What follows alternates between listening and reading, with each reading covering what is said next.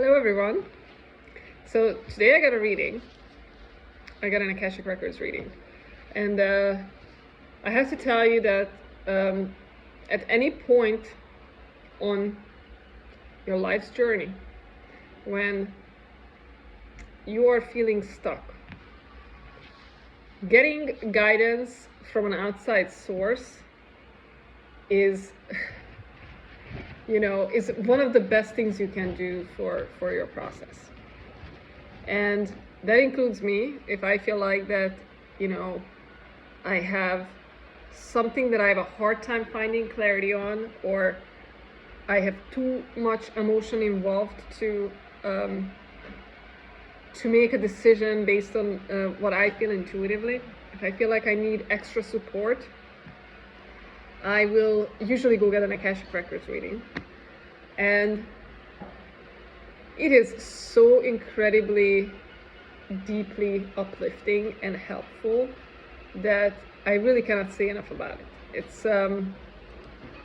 It's kind of like someone else tapping into your soul space, whatever you want to call it, and don't ask me about the physics of it because I couldn't explain that. But an Akashic Records reading feels like someone else taps into your soul, and from a higher perspective they begin channeling information to help you and to guide you. It is not like a conversation with a friend. It's not like a conversation with a friend. It's not like this at all. I don't know. Often because I do Akashic Records readings, I've done, this is something I actually even do professionally. So I have done hundreds and hundreds of Akashic Records readings. It is not like speaking to a friend. When somebody sits down with me as a friend and speaks to me like a friend, I will give them answers and comments based on what I know from my egoic mind. And I'm not saying there's no intuition involved there, but it's kind of a combination of the two, a little bit more heavily relying on the mind. When I do an Akashic Records reading, I go into a different state of mind and literally focus into a different space.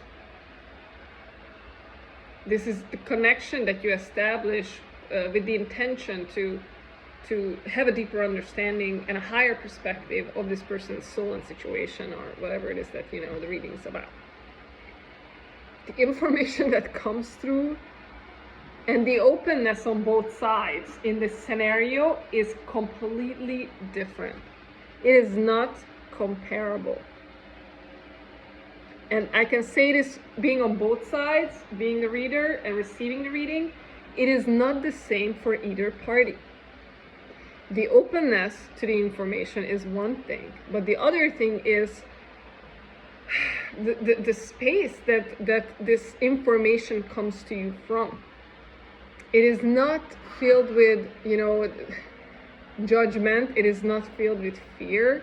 It is filled with a different level of perspective and wisdom. So today I got a reading, and there has been a question on my mind that has been pressing me for quite some time. It was driving me crazy because my intuition was so much in conflict with what my mind and my environment has been telling me, that I simply couldn't get myself to stay on track or have a focus. I felt like I was going this way, because I kept having these different impressions of, oh, but my mind is saying that, but this is what feels good intuitively, this is what the creative force is telling me, this is how I feel in my mind about what I should or shouldn't be doing. I was going insane. So I got the reading because I'm like, I need some support here. I need to unravel this somehow.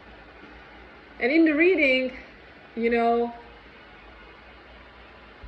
I felt such a sense of peace, because the person, without me even having to truly express it, already knew what I was going through. Not because I told them, but because within the records, when you go in the records, you begin feeling the dynamic. You literally feel like you're tapping into the person's soul. So you not only are you understanding what's happening, but you're understanding it from a perspective of compassion.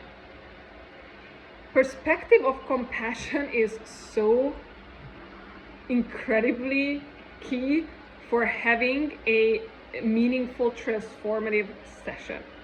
And this is what the records are so incredible for, to have that higher perspective, to have that bigger picture, the wisdom and the compassion, because you're literally there with the person. They don't have to tell you.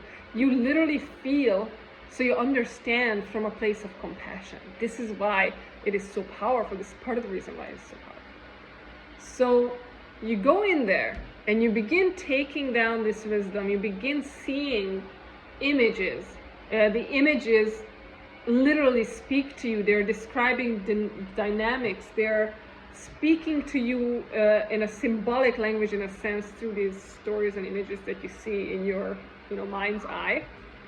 And you have the ability to kind of distinguish between random thoughts and these messages by using that intuitive power that you have, which is this in the flow or it's against the stream? Is this in the flow or is it against the stream? So you know how to kind of surf the wave of the message by knowing that, oh, I'm using this word, it feels like this, it's in the flow, okay, this message is right. And then when you kind of feel like you hit a resistance, now you know that this part of what you just said is not in the flow, so you kind of redirect and go back to the flow. And this is how you know how to pass down a message from the records. But that's not really what I'm here to speak about. What I'm here to speak about is how incredibly important it is to get that outside guidance when we feel a little bit like it's overwhelming to try to follow our own intuition, because it's either a big choice, it is risky, it is confusing because it's so different from what the mind is telling us. This is a perfect time to go out and get some confirmation from someone else. And I can tell you that the right path is always in the direction of that creative force. This is the one thing that I can tell you, that the creative force is always the path. When the creative force is taking you right, and some pressure, something that feels forced, is taking you left, the right way is always the creative force. Doesn't mean that the path on the left couldn't take you to places.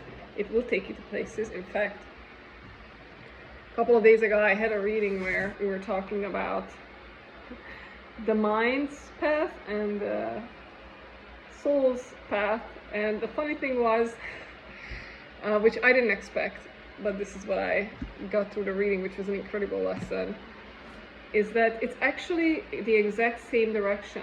The two roads are going side by side, so you cannot miss the path. Even if you're following your mind's direction, or if you're following your soul's direction, you cannot miss the path. You're still going to go on the same path. I am not saying that the same thing is going to happen. On one path you may have coffee, on the other path you may have hot chocolate. That's not the point. It is still the same path. Your soul's path is still going to be on track. What may not be on track is your experience of that, of it being a flow or it being a bumpy, resistant ride. This is where the difference is. So you cannot miss your soul's path. It's gonna get through life. It's gonna get through what it's still leading to Rome. But is it gonna be a hell ride, or is it gonna be an incredible ride? And it's not about whether you drink hot chocolate or whether you choose to drink coffee. It's about how you experience whatever it is that is in that moment.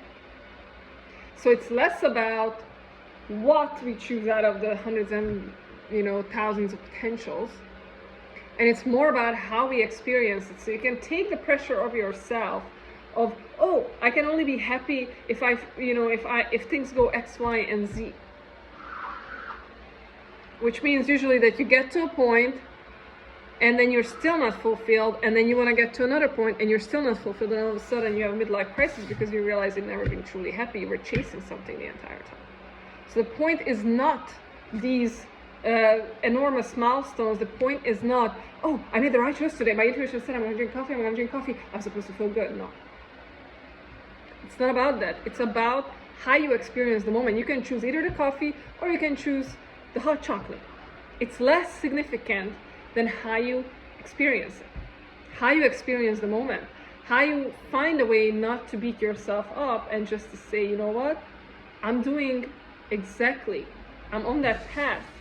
I cannot divert from that path. The only thing that I have control over is how I experience it. Whatever happens, happens. Life is full of contrast, but each contrast that you experience, each difficulty that you experience, is the opportunity to transcend into how can I still be one with this moment and full-fledgedly give myself over to the moment and relax into it. And make the next choice from that space. And then your creative force can create anything. Your creative force can literally create anything. Your creative force has the power to create any potential that's out there.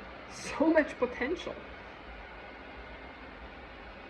It has so many different ways it can go. The point is to continuously live through that flow, that creative force, and experience the moment continuously in that creative force. And this is how you're going to succeed in life, as far as taking the path, which is the same direction, but taking the path with the unicorns, the beautiful rainbows and clouds, whatever it is, you know, I'm just trying to describe a good experience here, as opposed to taking the hard and bumpy road of continuously chasing, beating yourself up, what's heavy.